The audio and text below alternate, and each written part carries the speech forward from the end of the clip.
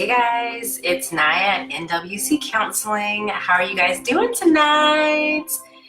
I'm on a little bit later than usual because my last session, it ended a little bit later than usual. And if this is your first time watching one of my Thursday videos, welcome. Actually, do I have music playing? Can you guys hear the... I feel like it's like I'm trying to figure out which tab it is here. Oh yeah. It sounds like I'm gonna do like ASMR. I tell some of my clients about it. My husband loves that stuff. And if you don't know what it is, it's like people talking to you. They're like, hi, I'm gonna do a video and we're gonna eat Frito-Lay chips and it's gonna be delicious. Okay, that was weird, I know. If you're just cluing in for the first time, you're probably like, what the heck is this? But anyway, so welcome to Talk to Me Live Thursday. I look like my hair is just looking crazy, guys. I feel like this week has been so long.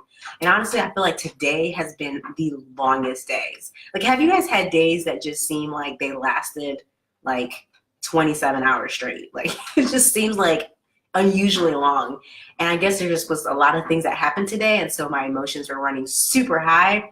But anyway, I am a mental health therapist, and I actually hop on every Thursday, most Thursdays, let me change that, be accurate, most Thursdays, and I talk about different things. So I talk about things that a lot of my clients on the couch, man, that couch is looking rough. Like the last few, January, that has that couch looking rough.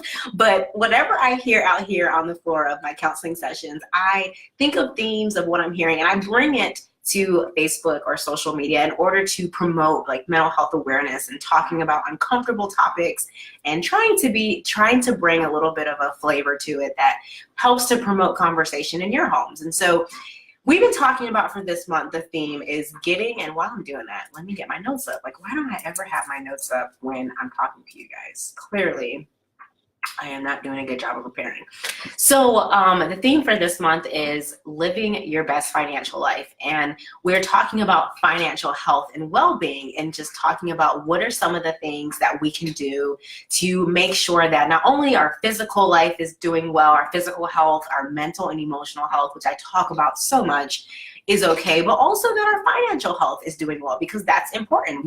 That's a big part of who we are, basically. And that's a big part of us being healthy and taking care of ourselves and our life, is making sure that all those components are taken care of. So talking about it, last week we started it off by talking about in general, like, what do I mean by financial health? And really quickly, just to kind of run by that, we talked about financial health really means the ability to maintain your finances, the ability to save and prepare for your future, and the ability to live within your means, meaning that you are acting your wage and not trying to be in another tax bracket that you're not in and putting yourself in a lot of debt or harming yourself or your family, trying to live up to a standard that is unrealistic for you in this season. So for this week, we're actually going to kick off by talking about what are some of the barriers to healthy finances. And really, it's more about talking about overspending. So really looking at and I feel like this is a cultural issue. I feel like in America, we are really big with consumerism. And the more I learn about minimalism and the more I have interest in trying to minimize my lifestyle and my family's lifestyle so that I can appreciate the things that we have, the more I have been really like intentional about looking at how we as Americans spend our money and overspend.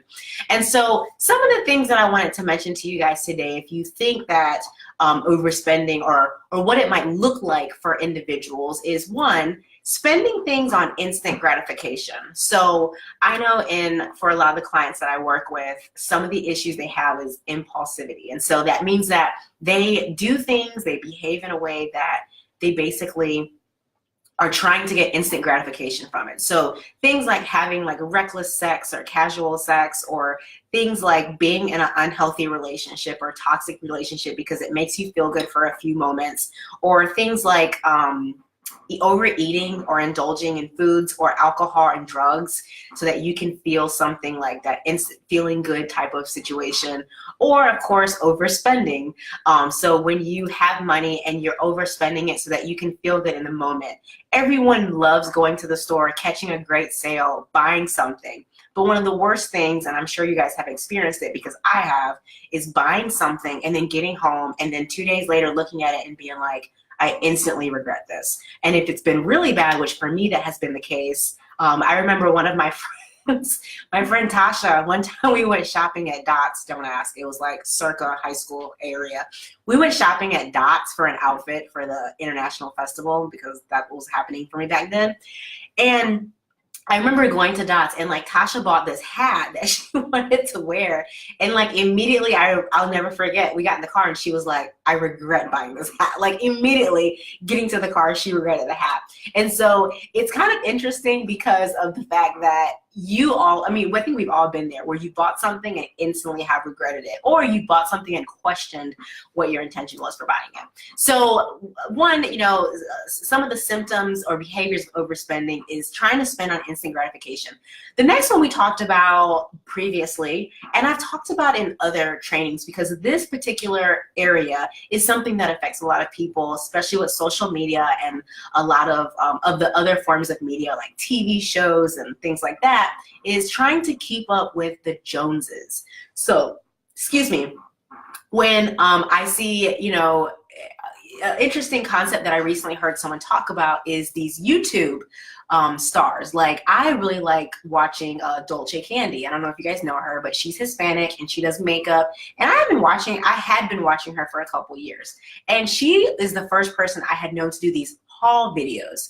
And if you're not familiar, on YouTube, people will actually watch, both adults and now kids, do these haul videos where they go to a store or they buy products from a particular area, and then they basically go through each item on the live stream or on YouTube on a recorded thing, and they basically show like what they bought and how much, you know, whatever they bought. And I don't know if you've ever watched a haul video, but nothing kills my heart more than seeing someone have something and talking about it in such a way that I now think I need it. Like she could talk about makeup brushes and I don't even use, like my makeup skills are like this, but I will for some reason watch this video and be like, I need that makeup brush set. Like I need to have it. The way she talked about it, I need to buy it. And so it's this world of keeping up with the Joneses, or feeling like if I had this particular item, then my life will be better, or I will feel better about who I am. Which leads me into the last part of our overspending area. And the last part is thinking that you need something because of advertisements. And so something that I've never been really intentional about and I've only started to get really intentional about is advertisements. Like I tried my best to not set myself in situations where I'm hearing a lot of advertisements or seeing a lot of advertisements, because those type of things are only triggered, like the only purpose of an advertisement is to get you to believe in that brand and that product and to purchase it. And so I really don't like the idea of like fast food advertisements or advertisements for clothes or things. And online it's really hard because even Facebook has a lot of ads that pop up that I think are unhelpful, or I think that try to tell me that I'm missing something or I need something in order to be happy. And so I think these are like the common areas of how people get to overspending, is because one, they think they need it to feel really good in the moment. Two, they're trying to keep up with the Joneses. They're trying to keep up with the latest trends so that they can feel good. And then three, they think they need things based off of advertisements because they're convinced that their life will be perfect if they have them, or they will feel better if they had that particular item. So what is the remedy for some of these things? What are some practical things that you guys can start using if you are struggling in one of these areas that when it comes to overspending?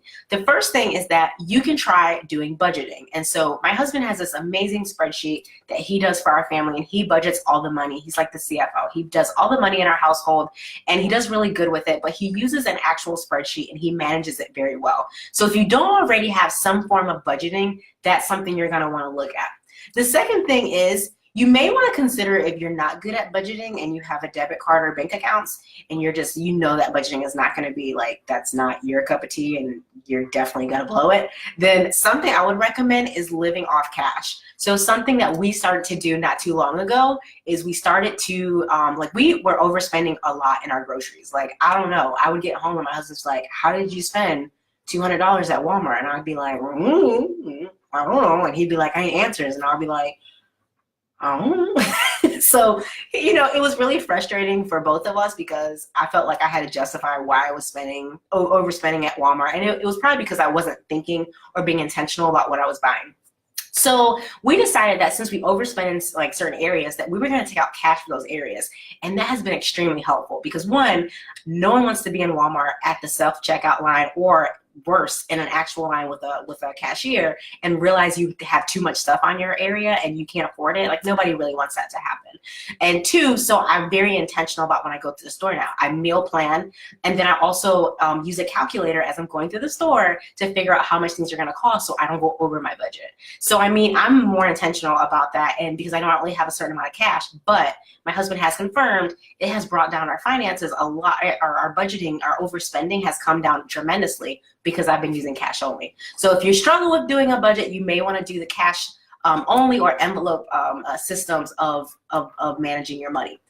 We talked about living within our means in the previous episode that you can go and visit and kind of read on, but also we talked about a little bit about minimalism. And if you're not already familiar with the idea of minimalism, it's a really good concept. Like, I'm not saying you have to go balls to the wall with it and do everything that they're talking about doing, but I am saying that if you're open to hearing some things that are helpful in regards to how like consumerism affects us, our happiness, our joy, you may be open to hearing some of these concepts because they are pretty, for me, they were life-changing, and I think they're still helping me to be able to learn that there are just some things I can't buy to make me happy. And so even telling myself, like today I had a Starbucks drink, but there would be a time when I bought Starbucks all the time. You guys know I love coffee, and I realized that I could just make coffee at home and I could put some whipped cream at the top and like sprinkle some, not crack, but sprinkle some stuff on it basically to make it look fancy. And it was okay. Like, I had everything that I need. And so that's something that I have challenged a lot of my clients that are struggling with consumerism and like feeling overwhelmed and the need to have and the need to overspend, is I've been challenging them to say this affirmation, which is, I have everything that I need. And what's good about that statement, if you say it when you really want something, is it helps you reconsider and be intentional about what you're trying to buy or what you think you might need. And so when I look at my life and I say I have a car, I have a warm house, I have clothes that I can wear, I have things that I need. And so I don't need to buy Starbucks. I don't need to buy something to impress somebody. I don't need to look a certain way. I have everything that I need. And you have everything that you need. And I want you to think about saying that, especially when you get out and you're like, oh, let me just buy one more journal, because God knows we love journals in this house. Let me buy one more journal. No, you have everything that you need. Right now, you can find things that you need and you can use it. And so this helps in the mindset, because money is a mindset, you know, and that's something we're going to talk about the next time that I meet with you guys, is the money mindset. Our last episode, I'm super excited because we are going to be talking with my accountant, who is Lisa, the sassy Southern accountant. And I'm just really looking forward to answering some of the questions that we've gotten about finances and being able to have her talk about it from a legal and also from a professional point of view, because I am not a professional in money, obviously. And I just want to make sure we're giving out good quality content. So I hope you guys, this video was a little bit long, so I hope it was okay for you guys. But I look forward to seeing you guys next week so we can talk about the mental side of money. And yeah, let me know what you guys think about it. All right, bye guys.